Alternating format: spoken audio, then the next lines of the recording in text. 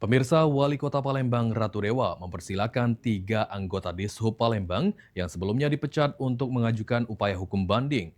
Menurutnya, hal tersebut merupakan hak mereka dan pemecatan yang sudah dilakukan sesuai prosedur yang ada.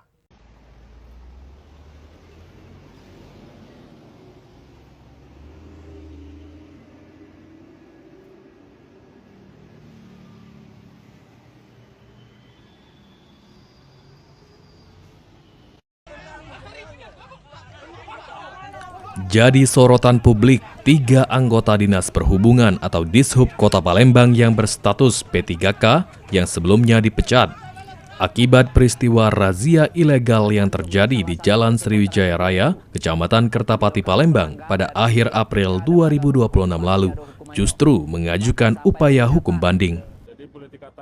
Ini di Karyajaya kan, lewat dikit Karyajaya. Menanggapi hal tersebut, ditemui pada Senin 25 Mei, Wali Kota Palembang Ratu Dewa menyampaikan jika dirinya menghargai upaya banding yang dilakukan karena hal tersebut merupakan hak 3 anggota Dishub Palembang tersebut. Sebelumnya, ada 6 orang anggota Dishub yang disangsi pemecatan. Dan hal tersebut sudah melalui prosedur yang dilakukan tim penjatuhan hukuman disiplin Pemkot Palembang, baik dari kontrak kerja hingga persetujuan teknis atau pertek dari BKN Regional 7.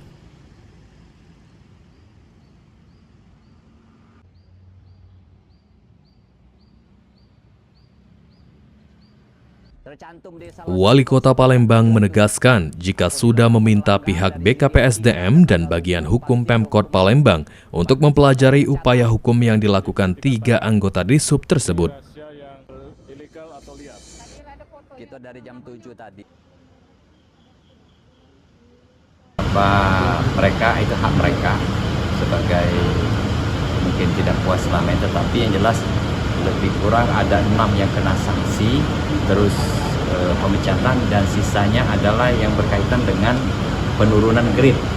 Nah, semuanya sudah kita lalui mulai dari tim penjatuhan hukuman disiplin, terus kita cek di kontrak kerja mereka, kita juga sudah mendapatkan persetujuan dari BKN Regional 7, semuanya kita lalui, prakteknya juga semua sudah. Silakan saja, kita tunggu. Sandi Pratama, PAL TV.